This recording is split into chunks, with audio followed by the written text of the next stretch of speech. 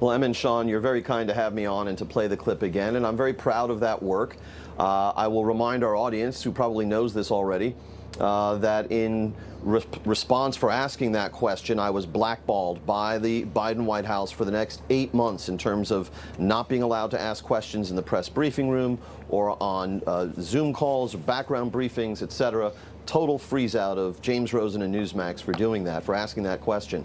And that was perpetrated by Jen Psaki and her successor, Karine Jean-Pierre. So I paid a high price for it, and that wasn't even the longest of the blackout periods the Biden administration imposed on this reporter.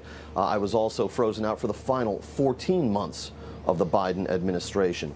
Nonetheless, I think by the time that President Biden withdrew from the 2024 contest last July, it became clear to all that even though I had been made to feel by the White House and by the White House Correspondents Association, of which I've been a member in good standing since more or less since 1999, I was made to feel rude and fringy for asking that question. By the time Mr. Biden withdrew, I think it's clear to all Americans and globally that this, in fact, was the defining issue of the Biden presidency. Yeah, James, you talk about being blackballed out, and you talk about how you were treated, and you've been a member of the association since, well, you said 99, so more than 25 years there. And at the time, it wasn't just the administration. You faced backlash from legacy media. We have the receipts, outlets calling you out about asking that question. Watch this exchange here.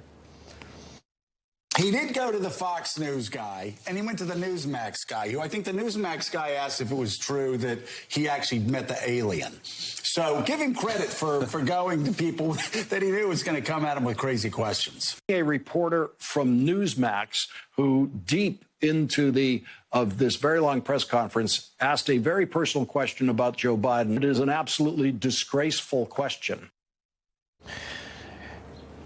And you reflect on the words that were talked about you, the Newsmax guy, and you reflect on that, and you tie that to journalism and you yourself doing the job that others were supposed to do. When no one else was doing it, we were doing it at this network. You specifically were asking that question that needed to be asked. You hear those words about you in legacy media. Talk to me about your reaction in this moment now. Well, it's good of you to find and play those clips. I had not seen them at the time or at any point since. I'm grateful to see them. I hope the people who appeared in those clips get to see them. To not have asked the question that I asked.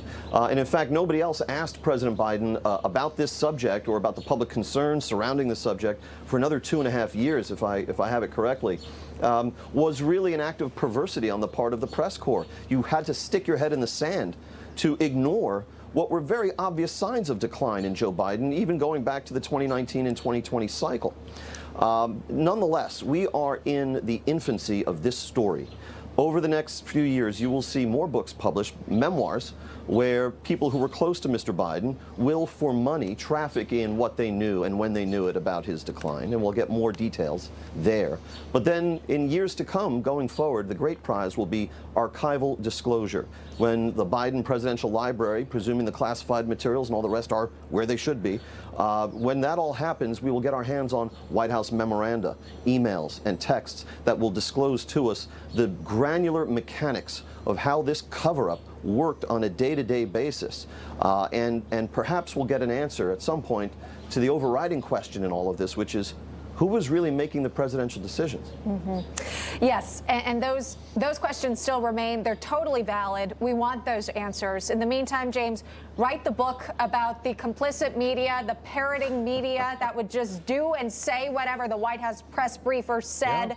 That would be well worth a read, in my opinion. Our chief Washington correspondent, James Rosen, joining us. Thanks, as always, for your great reporting, and thanks for taking the time.